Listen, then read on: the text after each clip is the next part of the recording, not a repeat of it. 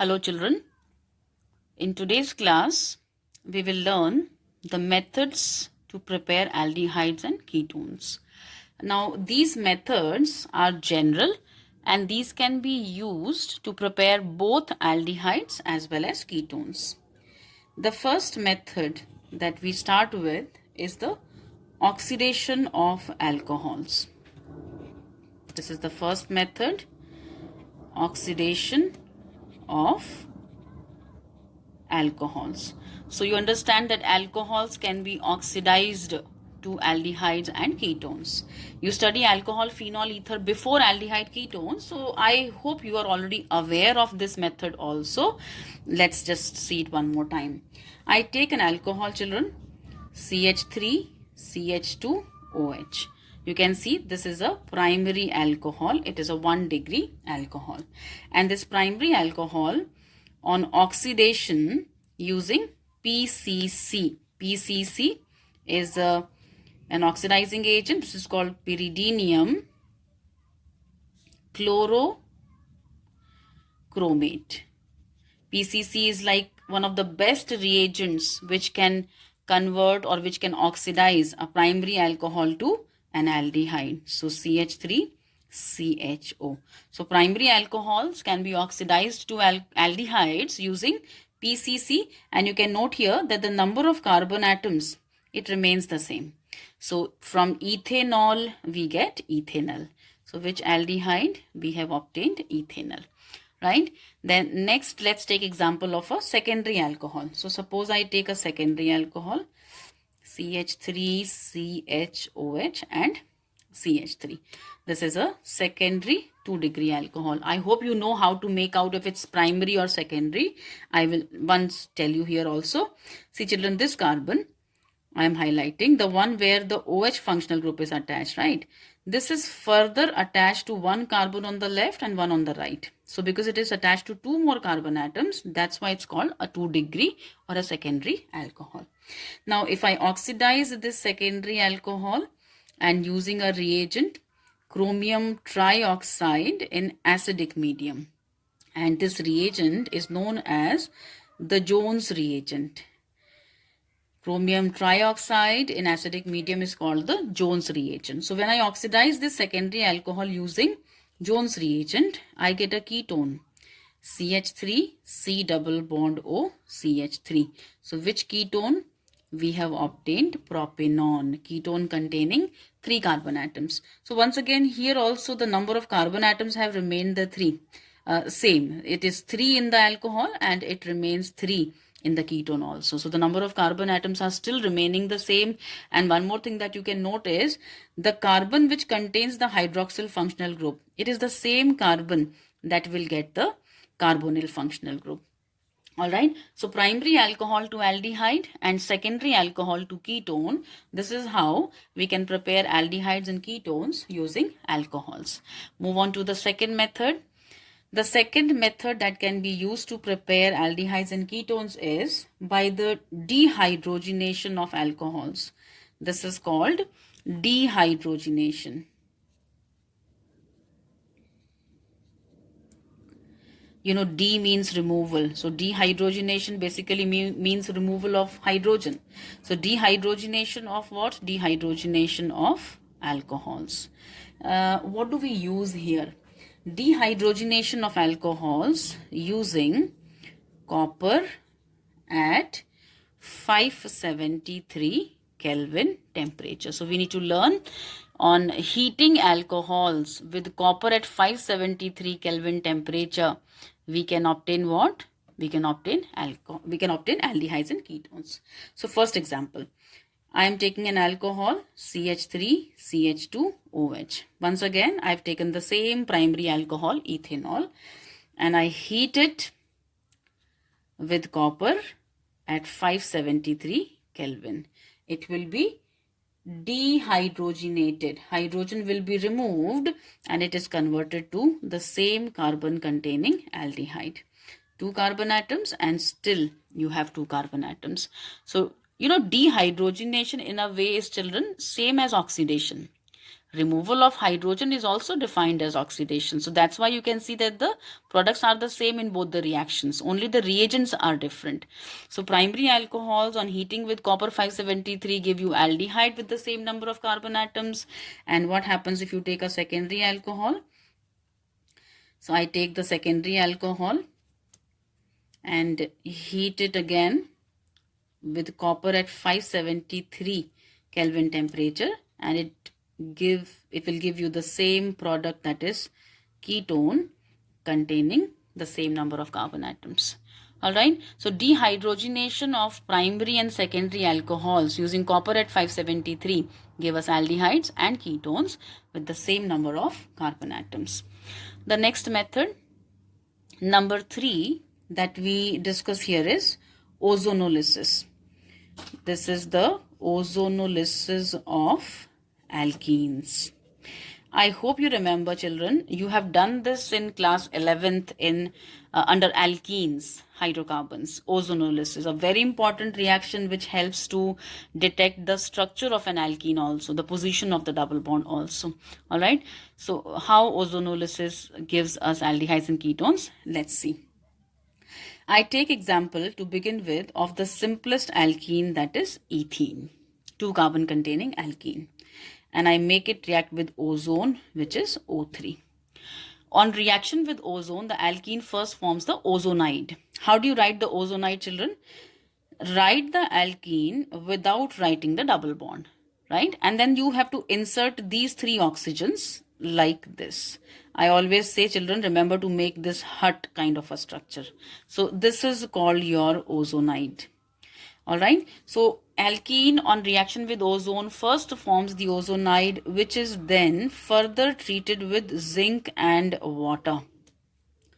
And now on reaction with zinc and water, this is how you have to break it, children. You get one product from the left side and you get one product from the right hand side. So the left portion gets 1 oxygen, the right portion also gets 1 oxygen. So what do you get? What will be the left portion give you? HCHO plus. The right side will also give you the same HCHO. So you have obtained 2 molecules of aldehyde, that is methanol. It's very simple. Just break the ozonide into 2 and just add oxygen to the 2 fragments. That's it. Let's take more examples and you will be understanding it better. Second alkene that I take is CH3CH double bond CH2, that is propene. And now, children, what we will do is we will not write the ozonide. Okay? Number 1, you treat with ozone. Number 2, you treat with zinc and water. So I have given you both the reaction conditions together. So you now write the final product. Mostly in questions in the board paper, you will have to write the final product. Though you know how to make the ozonide also, but let's learn how to write the final product straight away. So what will be the final product? How to write?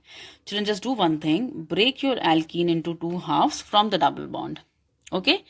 And to these terminal ends, I mean terminal end in the sense the ones which were, bonded with the double bond, to these 2 carbons, just add 1 oxygen. Like left hand side, CH3CH, I add oxygen. This is the aldehyde. Right hand side, it's CH2. I just give it a hydrogen. It becomes HCHO. So ethanol and methanol are the 2 products that I will get from this particular alkene. Okay. So just break the alkene into 2 from the double bond. You get 2 products. Just add oxygen to both the fragments. Let's take one more example. This next example is of this alkene, CH3CCH3 double bond CH3. You can write the IUPAC name of this alkene also. You should know that. I'm not getting into that right now. So this alkene, number 1 I treat with ozone and number 2 I treat with zinc and water. We have to write the final products. Okay, so what have I told you? What is to be done? Just divide, break your double bond. Divide your alkene into 2 parts. And what is to be done?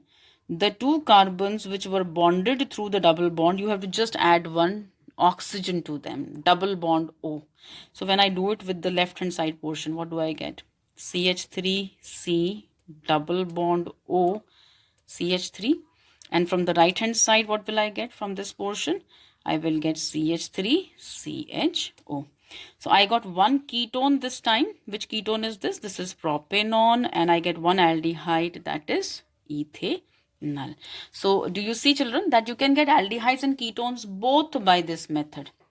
You can obtain aldehydes as well as ketones both by this method.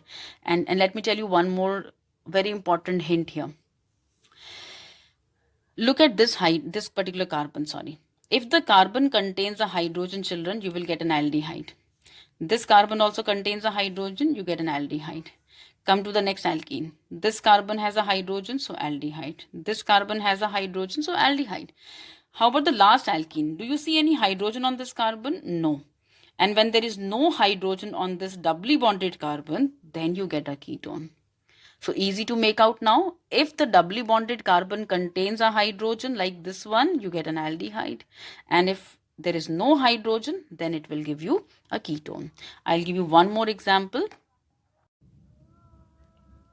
So I take cyclohexene, one more example of alkene. This is cyclohexene. Okay, let me write the name also for you. So we've taken cyclohexene as the alkene. And then number 1, I treat this with ozone, and number 2, I treat this further with zinc and water. So what will be the products, children? As I've told you, break your double bond into 2. And the carbons, I'm just highlighting this carbon and this carbon. The two carbons which are linked with the double bond, you have to add a double bond O, double bond oxygen to that particular carbon, and that gives you the product. So keeping this much portion as it is, this part remains as it is. You have just broken this. So it is this terminal carbon which gets a double bond O, and it is this terminal carbon which gets a double bond O. So you know what is this compound? This is the bond line structure. You haven't shown carbon and hydrogen, but start with this as carbon number 1. This is your carbon number 2, 3, 4, 5, and 6. I'm just writing the structure here. It is your terminal CHO, and then you have CH2, CH2, CH2, CH2, and again the terminal end is CHO. So what is this compound? Start from here as carbon number 1, 2, 3, 4, 5, 6. This is hexane 1,6 di L. So you have converted cyclohexene to hexane 1,6 dial by the process of ozonolysis. Right? Now after ozonolysis, children, there's just one more method. Number 4, for the preparation of aldehydes and ketones, and this method is the hydration of alkynes using mercuric sulfate and sulfuric acid. So hydration, addition of water to alkynes in the presence of mercuric sulfate and sulfuric acid. We have done this in class 11th in alkynes. When we studied hydrocarbons, we have done this. Okay, let's just have a recap. I take the simplest alkyne, that is ethyne, and then treat it with mercuric sulfate along with sulfuric acid. Now children, you have to keep in mind that when you see alkynes with this combination, it is going to be addition of water. It's written a hydration of alkynes, and water which is dissociated as H plus and OH minus. So one carbon gets your hydrogen H plus, and the other carbon gets the OH minus. I can show it to you also. One carbon gets H plus and the other carbon gets the OH minus. So what will you get? CH2 double bond CHOH. The triple bond certainly will change to double when you will add one atom each on the two carbons. Your triple bond will reduce to a double bond. Now this species which is formed, having a carbon forming a double bond on one side and alcohol group on the other side, This is known as the enol form. What do we call? We call this as the enol form. And then this enol form undergoes a very important phenomena which is known as the keto-enol tautomerism. What is this phenomena called? This is called the keto-enol tautomerism. Tautomerism is a type of isomerism. It is a type of functional group isomerism. So the functional group is going to change and your enol form will change to the keto form. So how do I write the keto form? See children, for the keto form, this bond has to change to a double bond oxygen. So when you change this to a double bond O, this one has to change to single and the hydrogen moves to this terminal carbon. So what do you get? You get CH3 single bond CHO. This is ethanol and this is your keto form. So keto form basically means a carbon oxygen double bond. Keto form basically means a carbon oxygen double bond. All right. So the enol changes to keto and effectively you have converted ethyne to ethanol, which is an aldehyde. I'll give you one more example and that example is of propine. So I've taken CH3C triple bond CH. This is propine. Now children, propine is an unsymmetrical alkyne. It is unsymmetrical. If you try to, break it from the triple bond, you won't get two equal halves. It's unsymmetrical. And now when such an alkyne is made to react with mercuric sulfate and H plus, again, you have to add water, which is H plus and OH minus. And do you remember that when you add water to an alkyne, if it is unsymmetrical, then you will be using the Markovnikov's rule. And as per the Markovnikov's rule, negative part goes to the carbon with less hydrogen. I will write the Markovnikov's rule for you further after this equation. Negative part goes to the carbon with less hydrogen. So where is that carbon with less hydrogen? This is the carbon with less hydrogen. I'm adding water. The negative part OH goes to this carbon with less hydrogen. Triple bond changes to double and H plus moves to this terminal carbon, so CH2. Children, once again you can identify this as the enol, a carbon which forms the double bond, that is ene, and has an OH group, that is ol. And then the same phenomena, what do we call it? We call it the keto-enol tautomerism. So again we will have the keto-enol tautomerism and the enol form will change to keto. So how do we change the enol form to keto? We have to change this to a double bond, right? And when this will be a double, this will be single. So hydrogen moves to this carbon and you get CH3, C double bond O, single bond CH3. This is propanone and propanone is the keto form. As you can find the carbon oxygen double bond in this. Okay, so very important conversion, convert propine to propanone. So do you see that alkynes on hydration, addition of water can give you aldehydes and ketones depending on the structure of the alkyne. As I said, I will mention the Markovnikov's rule here for you people. So what is the Markovnikov's rule? You have done this in much details in class 11th in alkenes and alkynes, but I'm still writing it for you. As per the Markovnikov's rule, the negative part of the adding molecule, the molecule which is adding, the negative part of the adding molecule goes to the carbon with lesser number of hydrogen atoms. So negative part of the addendum, which is the adding molecule, goes to the carbon atom with lesser number of hydrogen atoms. This is the Markovnikov's rule to be followed whenever you are adding something to a double bond or to a triple bond. And this completes our methods of preparation of aldehydes and ketones. Next lecture we will take up specific methods for the preparation of aldehydes.